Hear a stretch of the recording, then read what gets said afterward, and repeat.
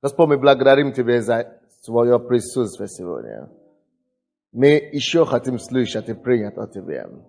Господь, проговори нам, открой нам Слово Твое еще дальше, чтобы мы стали таким, как Ты хочешь нас видеть. Во имя Иисуса Христа. Аминь. Откройте, пожалуйста, Малахия, 3 глава. Пока вы будете открывать, послушайте. Есть человек, у кого поражение, по-моему, это раковое поражение, левой легкой. Левой стороны тела. Если вы здесь, или вы пришли за этого человека молиться, просто принимайте это исцеление для этого человека сейчас. Именем Иисуса я запрещаю эту болезнь. Я повелеваю оживиться этой левой стороны этого тела во имя Иисуса. И если вы пришли сюда, и у вас была щека болела, либо зуб у вас болит, или что-то такое, я не назвал вашу болезнь. Но в принципе, когда я молился, Бог показал это, и примите ваше исцеление во имя Иисуса. Я хочу проповедовать сегодня на теме Божий ответ на экономический кризис. Божий ответ на экономический кризис. Божий ответ. Я быстренько буду читать Малахия, 3 глава, с 8 по 12 стихи. Малахия 3, 8 по 12 стихи. Можно ли человеку обкрадывать Бога? А вы обкрадываете меня. Скажите, чем обкрадываем мы тебя? Десятиной и приношениями, Бог говорит. 9 стих. Проклятием вы прокляты, потому что вы весь народ обкрадываете меня. Принесите все десятины в дом хранилища, чтобы в доме моем была пища.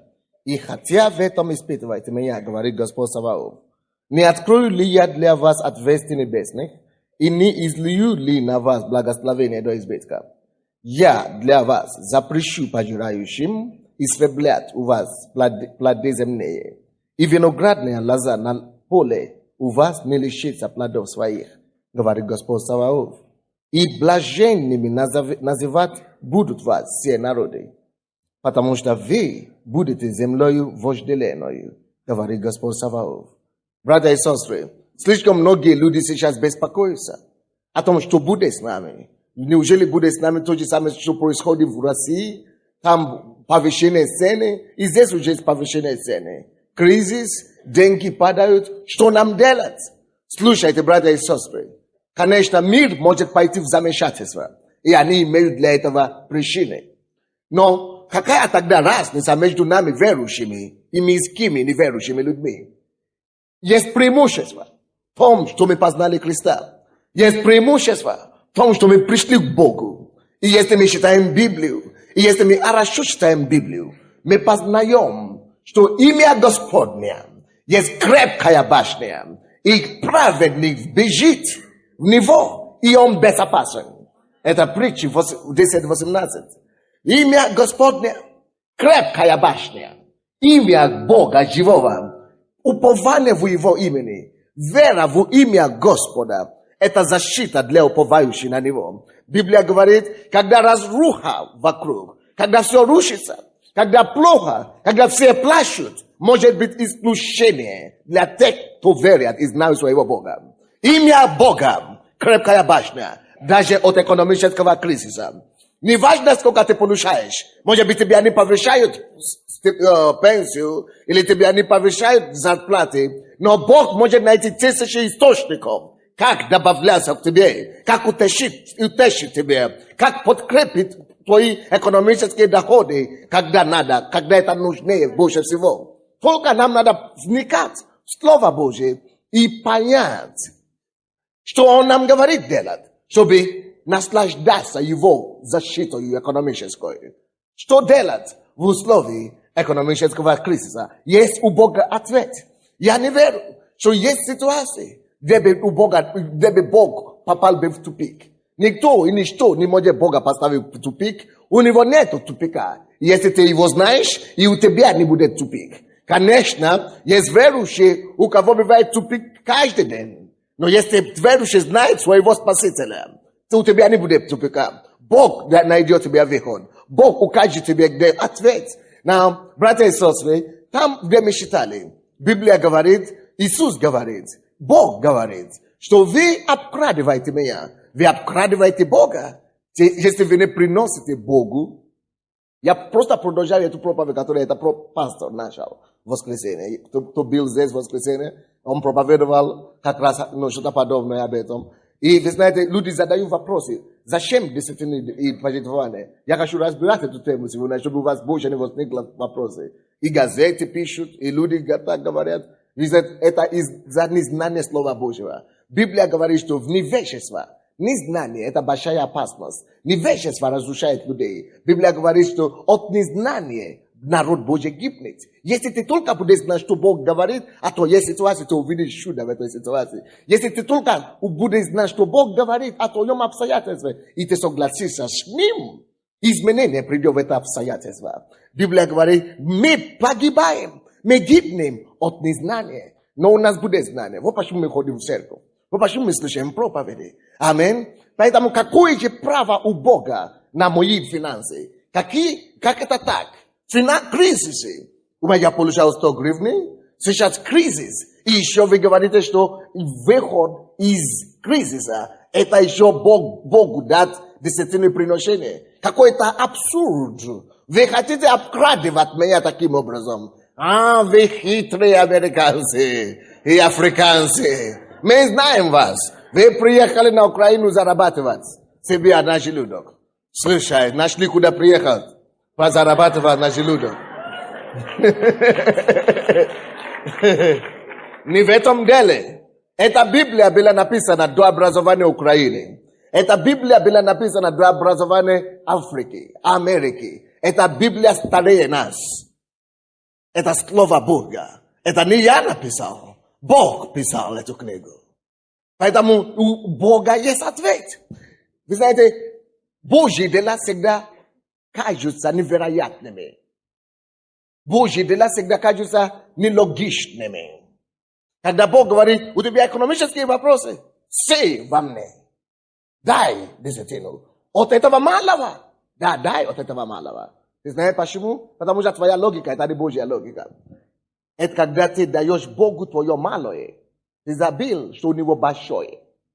Когда ты отдаешь Богу твое... Слушайте, есть некоторые люди, которые слишком такие, они никогда не отдают. Жадные. Они такие держат все. У них есть ли что-нибудь там, я не знаю. Маленький кусочку какой-то там. И говоришь, Бог говорит, дай мне. Говорит, не, я не отдам. Я закрыл свой кулак. Я не отдам. Они не знают, что для того, чтобы получить большего, надо открыть. Отдать, выпустить с руки малого, чтобы получить большого. Вот то, что Бог делает. Отдай ему твое малое, он даст тебе его большое. Отдай ему твою нищету, он даст тебе свое богатство. Ты говоришь, что неужели Бог даст Бога деньги с неба? Никогда в жизни. Бог не машина, как это? Мошенник денег, фальшивомонетчик. Иисус не фальшивомонетчик. Он праведный Бог. Он есть святой Бог. Он не делает фальшивые доллары. Поэтому он тебя не пошлет с неба деньги. Так что, если ты будешь разочароваться, разочаруйся вовремя. Но одно я могу тебе сказать, что у Бога тысячи способов, как приложить тебе финансы. Он тебя подскажет идеи. Он тебя даст тысячи идей. Слушай, если у тебя есть идеи, если ты можешь трудиться, это самое большое богатство. Он тебя может посунуть идеи. Он тебя может посунуть контракты. Он тебя может посунуть людей, которые могут с тобой работать. Надежных партнеров. Он тебя может тысячами способами. Я не знаю как. Он знает. Он тебя может благословить. Он тебя может присылать что-то, через кого-то благословить или работает лучше, да, тебе. У него тысячи способов, как это делать. Но какая же у него право все равно претендовать на мои 10%? Слушай, очень просто. Я быстро буду проповедовать сегодня Евангелие от Луки 20:25. Евангелие от Луки 20:25. Если вы не успеваете открывать, ничего страшного. Пишите. 20-25. Евангелие от Луки 20-25. Иисус сказал им: итак, отдавайте Кесареву Кесару, а Божье Богу. Слушай, есть вещи, которые мы отдаем. Что такое Кесарев? Кесарев — это правитель, это государство, там, где мы живем. Правитель, в стране нашей. Кто из вас платит налоги? Если вы не платите, вы нарушаете закон. Все должны платить налоги. Если вы не платите, слава Богу, у вас будет код скоро. Код. Или как называется? Идентификационный код. Будет скоро у вас. Так что вы будете платить. Уже есть. Слава Богу. Бог сам говорит: отдайте Кесареву то, что должны дать своему государству. Отдай. Ты говоришь: зачем мое государство требует у меня налоги? Причем не 10%. Ой, еще сколько? Я не знаю сколько. Но, наверное, 40% точно. От 40 до 80 или 90%. Государство. Бог говорит: отдай Кесареву. Что-то ты должен отдать. Ты говоришь: государство мне ничего не отдало. Какое право она имеет? Она Кесареву. Если ты будешь спорить об этом, ты попадешь в тюрьму. Но Бог говорит не просто государство, то, что Кесару, но Бог говорит и Богу Божие. Есть ли что-то, почему мое государство имеет право получить от меня налоги? Потому что я гражданин этой страны. Я воспитан в этой стране. Я зарабатываю в этой стране. Я рос в этой стране. Я ношу паспорт этой страны. Поэтому они получают. Но разве я ношу паспорт Божий? Еще как. Есть Божие, которое в тебе. Если у Бога если у Бога причины претендовать на что-то, если понятно, что я украинец, поэтому я плачу государству Украины налоги, потому что я ношу паспорт украинский. Но ты тоже носишь Божий паспорт. В Библии написано: Бог создал нас по Его образу и подобию. Ты все. You own everything to God. Ты Богу должен все, что у тебя есть. Все, что у тебя есть сегодня, на сегодняшний день, ты должен Господу. Это благодаря Богу ты имеешь любое, что у тебя есть. Дыхание в свои ноздри ты должен Богу. Это благодаря Богу ты дышишь. Однажды меня позвали молиться за кого-то. Когда я туда пришел, я сам чуть не попал в обморок. Я никогда не видел такого человека. Здоровый человек. Здоровый выше меня. Но он лежал. И не мог даже сам самостоятельно дышать. Трубы. Ноздра. Он не мог даже сам кушать. Здоровый, но не мог кушать. Прорезали сюда дырку. И поставили опять другую трубу туда. Я говорю: Боже мой. Я не знал, что это так тяжело бывает людям жить. Я с того дня начал благодарить Господу за деяние, за силу поднять руку, за силу двигаться. Я думал, что все естественно дается. Оказывается, что только благодаря Богу. Есть кому-то, кому не удается. Мы все Богу должны. Давайте посмотрим. Второзаконие. 8 глава. В Ветхом Завете написано. Мы все должны Богу, тем более, когда мы работаем. Тем более, когда мы зарабатываем. Ты говоришь, что нет, я закончил университет. Ты что? Ты что, единственный, кто закончил университет? Бог дал тебе ум. Бог тебе дал разум. Бог тебе дал милость у людей, чтобы работать и зарабатывать. В Старом Законе, откройте, пожалуйста, в Ветхом Завете. 8 глава. Ой-ой-ой. Бог хочет исцелить еще кого-то, у кого щитовидка. Пожалуйста, положите руки. Я не знаю кого, но из кого-то из вас Бог хочет исцелить. Положите руки и скажите: Господь, я принимаю. Давайте будем читать 17 стиха по 20. Второзаконие 8:17. И чтобы ты не сказал в сердце твоем: моя сила и крепость руки моей приобрели мне богатство сие. Но чтобы помнил Господа Бога твоего, ибо Он дает тебе силу приобретать богатство, дабы исполнить, как ныне, завет свой, который Он клятвою утвердил отцам твоим, если же ты забудешь Господа Бога твоего и пойдешь вслед богов других, и будешь служить им, служить богам или деньгам, и поклоняться им, то свидетельствую вам сегодня, что вы погибнете, как народы, которые Господь истребляет от лица вашего. Так погибнете, и вы за то, что не послушаете глаза Господа Бога вашего. Написано здесь, Бог дает вам силу приобретать богатство. Слушай, скажи, что хочешь. Если Бог тебя не даст разум, если Бог тебя не даст силу, приобретать даже эти 100 гривен, которые ты зарабатываешь, никогда у тебя не будет. Написано в Псалом 23:1, что Господня земля и все то, что наполняет ее. Господня земля. Слушай, даже эта земля, на которой ты ходишь, это Господня. Господь может тебя сорвать, да, если Он хотел бы. Слава Богу, Он это не делает. Так что мы все должны Богу. Мы все должны Богу.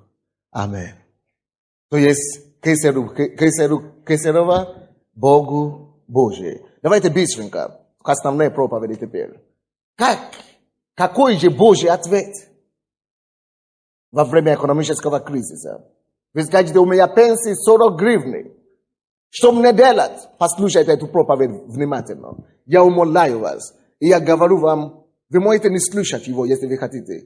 Вы можете сказать, что Сандей говорил ерунду. Я принимаю, что остальное только не это. Вы свободны. Но я должен делать свою работу как пастор. Аминь. Вы не обязаны послушаться. Вы свободные люди. Но когда у вас будет последствия, идите к нему прямо. Малахия, 3 глава. Давайте посмотрим, что нам делать. У меня 30 гривен. Пенсии. Мне тяжело сейчас. Я не могу прожить 2 недели 30 гривен. Как мне? Что мне делать? За квартиру надо платить 70 гривен. А у меня пенсия 30 гривен. Да, эту проповедь может быть не для всех. Я знаю, многие из вас вы уже знаете, вы уже даете это самое. Но это кому-то нужно. Может, кому-то из бабушки, может, кому-то из пенсионеров. Но проверьте Господу в этом. Просто послушайте внимательно, что вам делать, когда у вас не хватает ни финансов для квартплаты, ни для обеда и ужина и это самое. Что вам нужно делать? Может быть, это тяжело будет, но послушайте эту проповедь и попробуйте Бога в этом. Хорошо? Так, 8 стиха. Малахии, 3 глава опять. Можно ли человеку обкрадывать Бога? А вы обкрадываете меня. Скажите, чем обкрадываем мы тебя? Десятиной и приношениями. Проклятием вы прокляты, потому что вы, весь народ, обкрадываете меня. Принесите все десятины в дом хранилища, чтобы в доме моем была пища. И хотя в этом испытывайте меня, говорит Господь Саваоф, не открою ли я для вас отвести небесных, и не излию ли на вас благословение до избытка? Первый, пишите, пожалуйста, если у вас есть возможность, первый урок, который мы должны писать отсюда. Бог требует десятину, и не только десятину. Что такое десятину? Это 10% из всякого нашего дохода. Десятину и пожертвование. Пожертвование это уже все остальное то, что ты даешь, либо бедным, либо людям, либо на каждое воскресенье, которое ты даешь, как пожертвование просто. Это первое, то, что мы должны слышать. За что? Ради чего? Дальше. В этом 10 стихе, который мы читали, он говорит, принесите все десятины в дом хранилища. Дом хранилища. Это как церковь. Что такое дом хранилища? Это церковь. Принесите все десятины в дом хранилища. Слушайте, когда я покаялся, я слышал эту проповедь. Я говорю, я постараюсь это делать. Я говорю, что мне 10%? Я дам 10%, потому что я люблю Бога. Я помню, что Он сделал для меня. Он спас меня. Я говорю, но тяжело, конечно, но я так сделаю. Я говорю, но я слышал десятину и пожертвование. Вы знаете, что я сделал? Я умудрил как-то выйти с этого положения. Я выделял 10% и распределял, как хотел. Где-то 5% в церковь, 2% нищим, 3% еще кому-то 1% еще кому-то. Я распределил по своим 10% по всем инстанциям, где нужно будет. Оказывается, это неправда. Бог говорит, десятину в церковь, дом хранилища, и пожертвование, и в церковь, и куда хочешь уже. Но десятину беспрекосновенно. И я так давал 2 года, никакого результата. А я слышу, каждый день я давал десятину, Бог мне благословил. А почему Бог мне не благословил, я не понимаю. 4 года я вот так мучился. Нету благословения, не идет и все. Я говорю, а почему? Что я неправильно делал, я же все равно даю. А потом я говорю, хорошо, я буду давать все десятину в церковь, но пожертвование все равно мне не хватит. Зачем еще пожертвовать? Опять еще и 2 года опять помучился. Пока не дашь, я говорю, хорошо, все, сдаюсь. Как хочешь. А потом еще 1 год промучился таким образом. Оказывается, что Бог говорит, что нельзя давать десятину и пожертвование с огорчением. А у меня была такая боль внутри.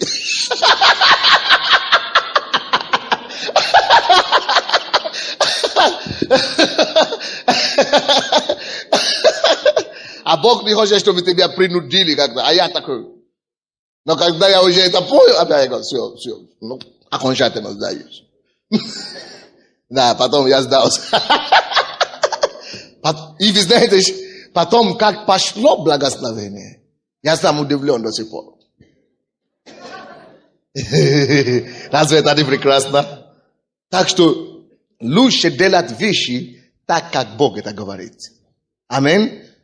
Так что первая причина, почему нам нужно давать десятину и пожертвование, это потому что Бог сказал, послушание Богу. Просто послушание Богу. Вы помните, Иисус, Бог создал мир и посадил и дал весь мир Адаму и Еву. Читайте 2 главу Бытие, не сейчас, попозже. Написано там, золото было, серебро было, все было, говорю, возьмите все, деревья, все плоды. Но он говорит, слушайте меня, то, что Бог говорит. Он говорит, это дерево, познание добра и зла, не трогайте, пожалуйста, не грешите. Если вы это сделаете, вы потеряете все. Вы знаете, что я думаю? Я думаю, что это дерево, которое Бог говорит, что это для меня. Я резервировал это для меня. Все остальное, весь мир вам принадлежит, но это не ваша собственность. Хотя это на вашей территории. Как бы, да? Но это не ваша собственность, это моя. Я резервировал для меня. Это как своего рода десятину. Бог дает нам все. Но где-то в нас, чтобы нам не забыть его, чтобы наше сердце было прилеплено, чтобы мы показали ему, что Иисус, я все равно тебя люблю. Ты самый главный для меня, я зависим от тебя. Он требует десятину, чтобы была его, частинка его, связь, который. Но они хотят брать и все, и эту десятку, которую Бог просил.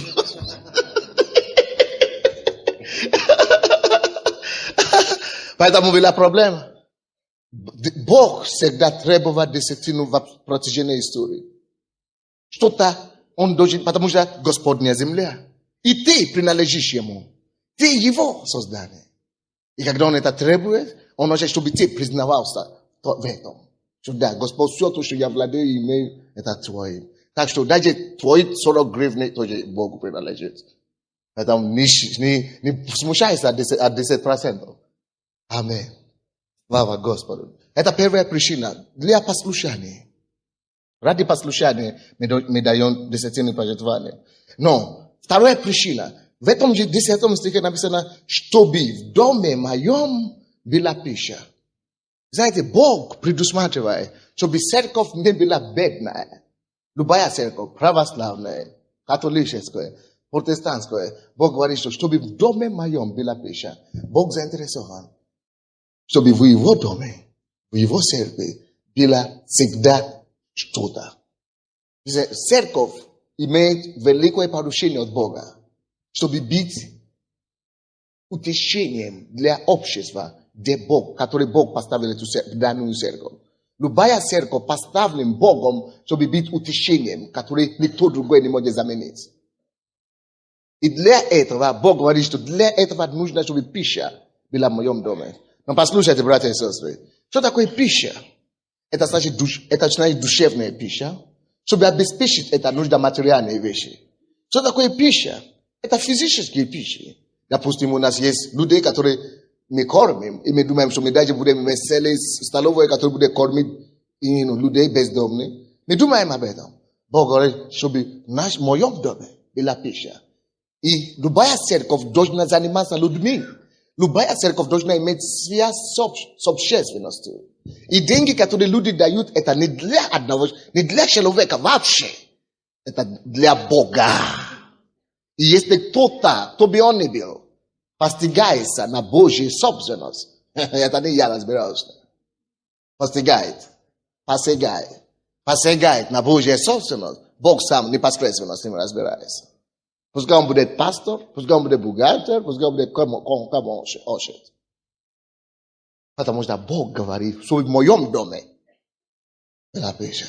Конечно, нужно много вещей делать в Доме Божьем, для того, чтобы наш живот делать это. Чтобы платить людям зарплату, давать людям благословение и так далее, должна быть пища в Доме Божьем. Это следующая причина. Третья причина, почему Бог требует десятину и пожертвования. Мы читаем 10 стих еще раз. Чтобы в доме моем была пища, и хотя в этом испытывайте меня. Слушайте, это самое главное для вас, которые дают. И хотя в этом испытывайте меня, говорит Господь Саваоф, не открою ли я для вас отверстия небесные, и не излию ли на вас благословение до избытка. Слушайте, у Бога есть благословение, не только материальное. Кто-то говорит, я даю десятину, $10. Чтобы мне Бог размножил это на 100 крат, и я получу $1000. Это мысли слишком примитивно. Это не банк. Это не бизнес. Конечно, Бог тебе отдаст. Каким образом, мы не знаем. Допустим, один проповедник, он сам пастор, миссионер. Они жили на острове Мадагаскаре. И они жили там много лет. И жена заболела. Очень тяжело заболела. Неизлечимая болезнь. И они приехали, чтобы церковь помолилась за ней. И вы знаете, что Дух Святой сказал пастору, который должен молиться за ней? Дух Святой говорит, спросил них, дают ли они свою десятину регулярно, как миссионеры или нет. И когда эти проповедники говорят, что мы даем, Бог говорит, скажи им, я готов исцелить их от рака. Его от рака. Потому что она была верна мне. Я буду верен тоже в свое время. И как только что помолились, Бог исцелил, она уехала. Это не обязательно, что Бог тебя должен именно физическими вещами дать обратно. Да, иногда Бог так делает физическими вещами. Иногда Бог, допустим, когда мы начали давать Богу десятину, Бог начал нас благословить больше. Я получал благословение, где-то $50 в церкви. Благословили меня.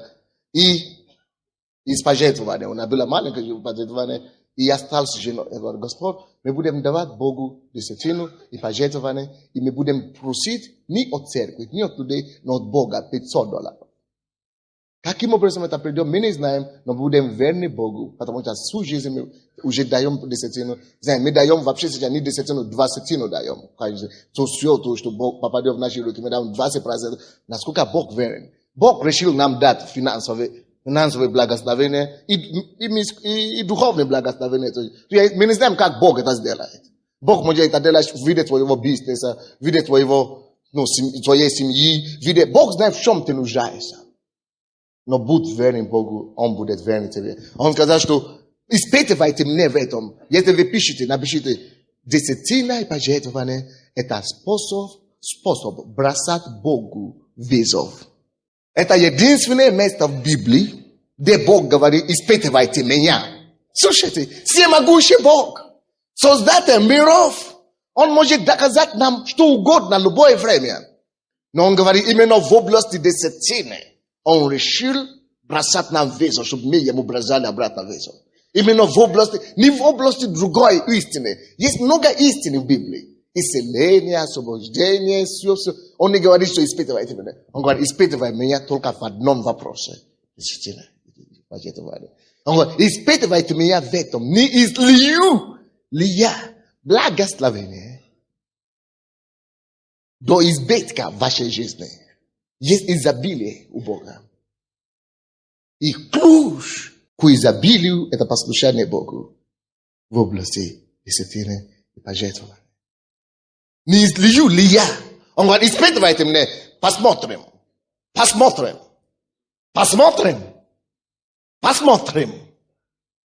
Сделаю то, что я сказал или нет.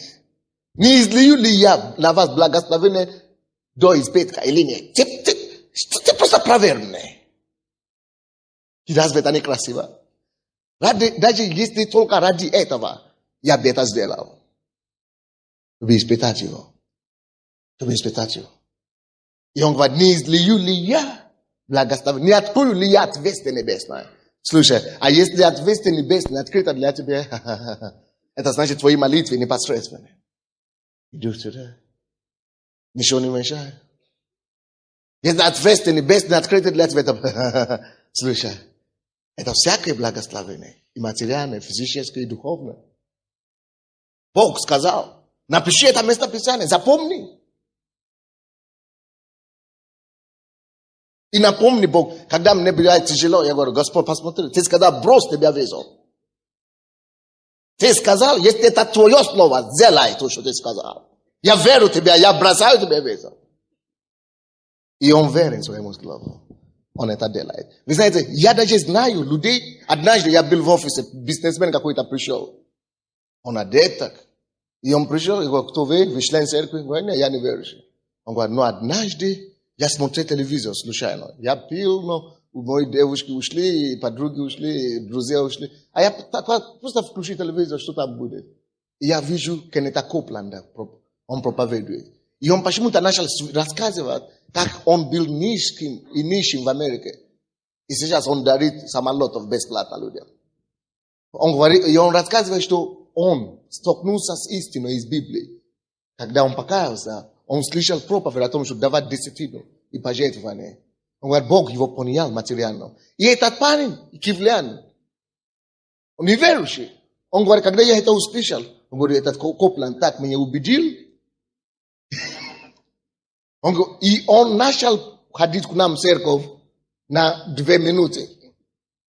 Только на 2 минуты. Чтобы принести десятину, он вкладывает убегает. Он говорит, как у меня дело пошло. Он говорит, какая-то магия тут работает. Это магия.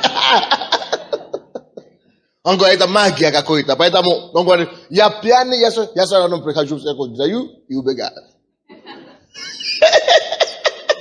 Я надеюсь, что не верующий Бог, как так поступает когда-нибудь. Я знаю, что в Америке они это делают.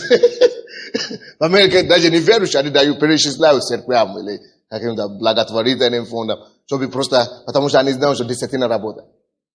Амин. Если не верующий, может его так работать, довериться, тем более нам. Но, конечно, у Бога всегда проблема со своими детьми. Хорошо, закончим. Давайте посмотрим дальше. 11 стих. Это 4-я причина. Почему полезно, почему Бог говорит, давай десятину и пожертвование. 11 стих. Бог берет на себя ответственность. Он дает себе визу. Он говорит, я Бог, для вас запрещу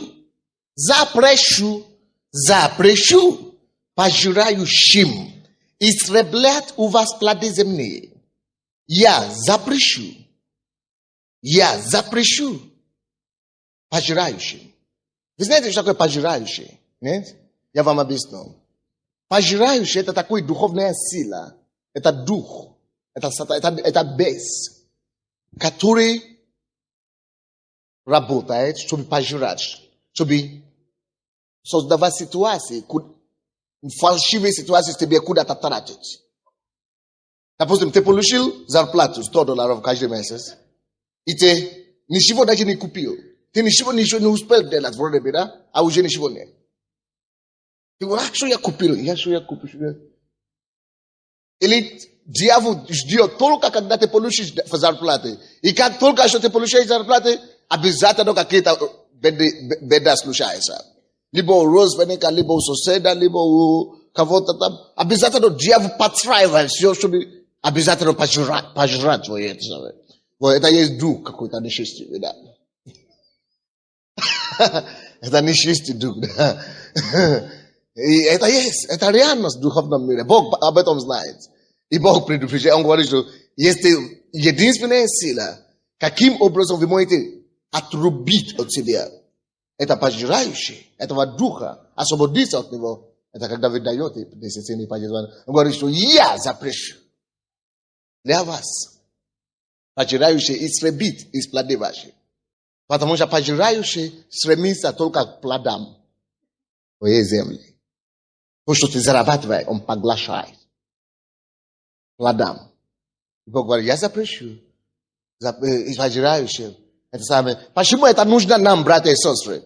Потому что когда мы это делаем, мы можем во время экономического кризиса, мы сможем сказать Богу, Господь, Ты сказал, Ты откроешь небесные окна.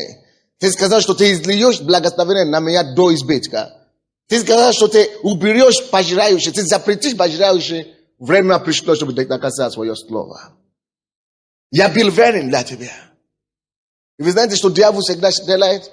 Когда ты даешь первое время ты даешь, дьявол тебе говорит, ага, видишь, ты уже год дает ничего, пока нет.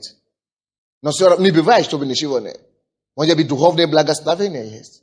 Может быть, семейный покой есть. Может быть, на работе есть благословение. Мы не знаем, но разными способами Бог дает. Вы слушайте меня. Бог запрещает пожирающие для тех, которые, это самое, верны Ему, десятины пожертвования. Пятая причина, что Бог делает. Пятая, что Бог, почему Бог просит десятину пожертвования. Вот в этом 11 стихе написано, и виноградная лоза на поле у вас не лишится плодов своих, говорит Господь Саваоф. И виноградная лоза на поле у вас не лишится плодов своих. Виноградная лоза – это образ твоего бизнеса, источник твоего дохода. Твоя виноградная лоза – это то, что питает тебе, это то, что приносит тебе revenue, доходы, прибытки твои. И Библия говорит, что когда ты даешь десятину и пожертвование, Бог говорит, твоя виноградная лоза не лишится плода. Не лишится. Не лишится. Бог гарантирует тебе continual productivity. Continual productivity. Продолжительности отдачи, это производство. Как это? Да. Короче, твой бизнес продолжает процветать. Короче. Твое дело. Твоя пенсия продолжает это приходить.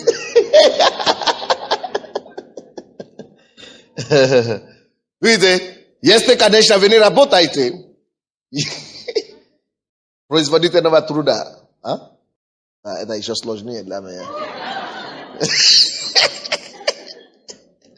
Хорошо, братья и сестры. Если вы не работаете, это уже не Бог тут виноват. Кто виноват? Бог ожидает, чтобы все работали. Бог ожидает, чтобы все были свои виноградные лоза. Если не будет виноградного лоза, чего тогда Бог благословит? Что Он благословит? Он говорит, где твоя лоза виноградная? Я обещал, что я благословлю твои виноградные лоза, что не прекратится, не лишится это самое, плода. А ты вообще, у тебя нет виноградного лоза, чего тебе на тебя дать? Ты говоришь, я студент. Это другое дело. Но даже в наше время студенты подрабатывают. Амин. Бог хочет, чтобы мы были трудолюбивыми. Даже если вы хотите трудоголиками. Это те, которые очень хорошо и много трудятся. Амин. Последнее, шестое благословение, которое Господь дает тем, которые дает десятину пожертвования. 12 стих.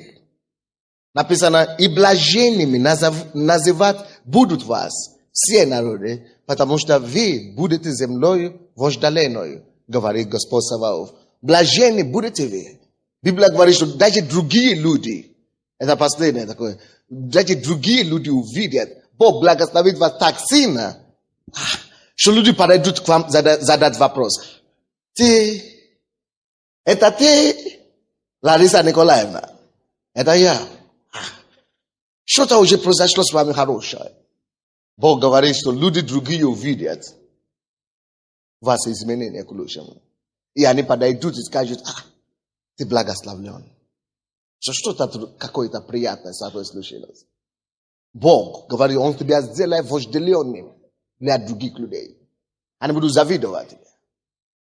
Братья и сестры, есть способы, как дети Божьи могут охранять и обеспечить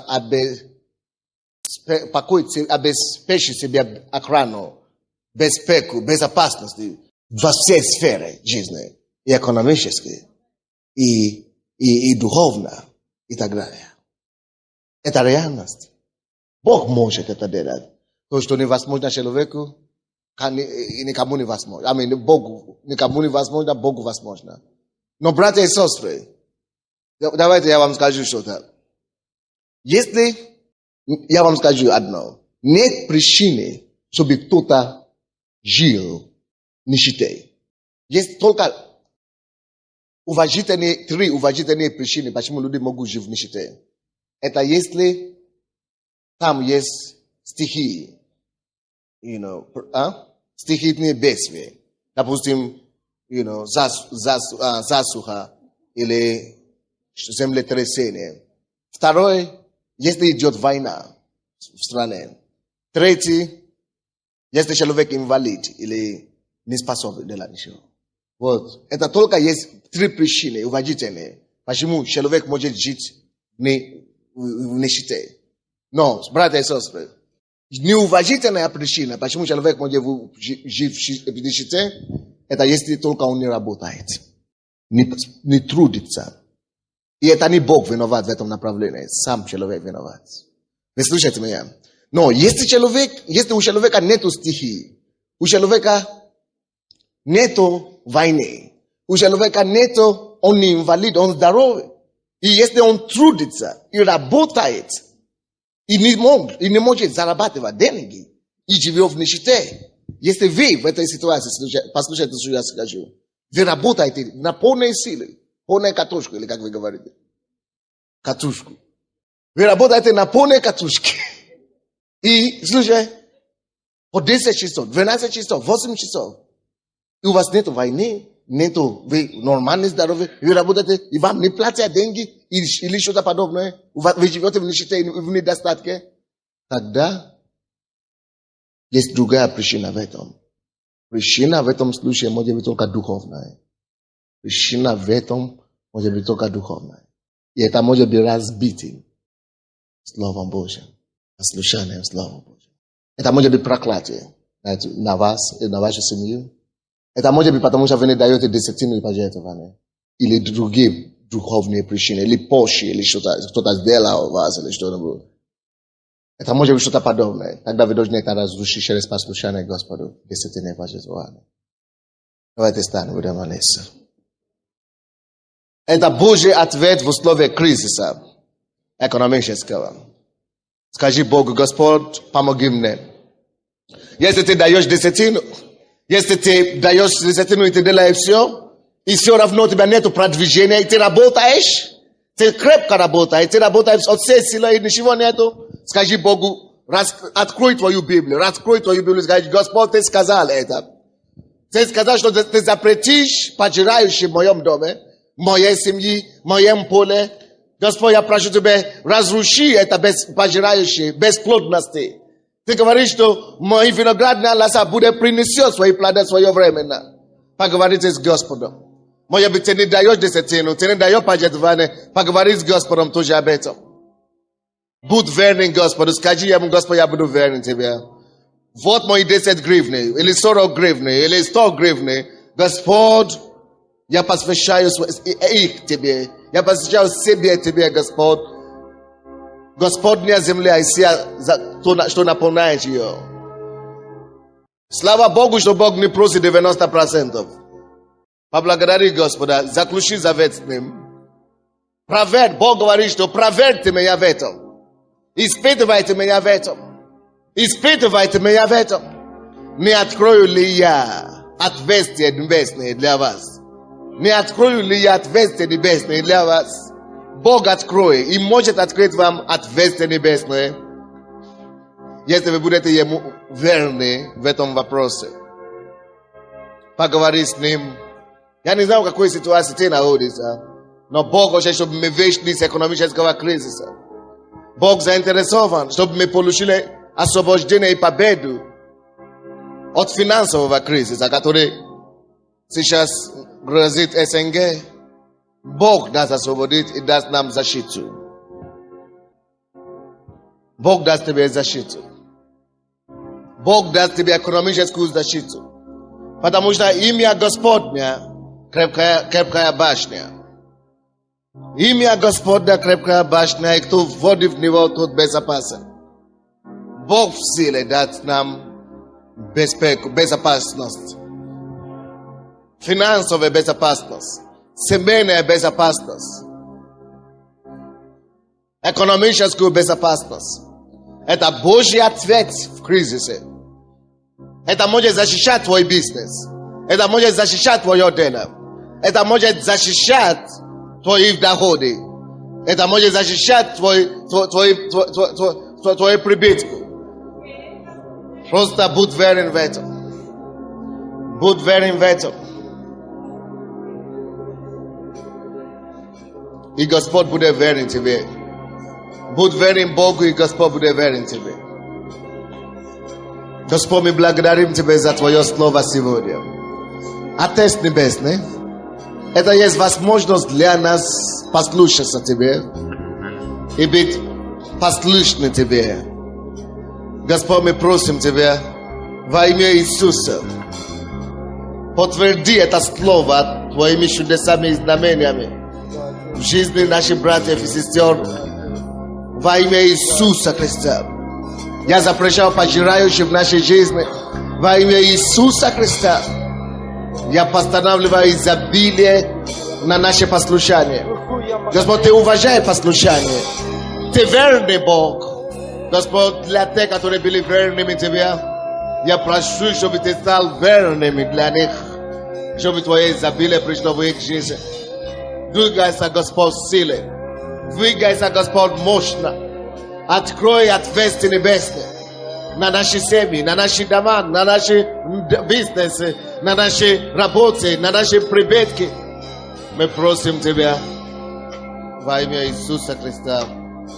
И весь народ сказал Аминь. Дайте аплодисменты Иисусу.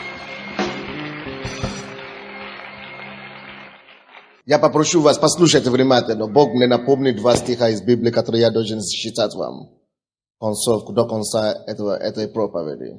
Два места Писания. Слушайте внимательно. Не надо открывать Библию. Просто слушайте.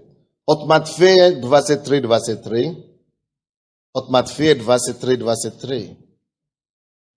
И 2 Коринфянам 8:12. 2 Коринфянам 8:12. 2 Коринфянам 8:12. Две вещи, которые важны для нас. Послушайте внимательно. Это важно, чтобы эта проповедь закончилась так, как она должна закончиться. От Матфея 23:23 говорится в Библии. Горе вам, книжники и фарисеи, лицемеры, что даете десятину смяти, аниса и тмина, и оставили важнейшие в законе суд, милость и веру. Это надлежало делать, и того не оставлять. Это надлежало делать, но и того не оставлять. Кто-то говорит, что десятина в Ветхом Завете, в Новом Завете Бог не просит. Иисус сам говорит, это Новый Завет.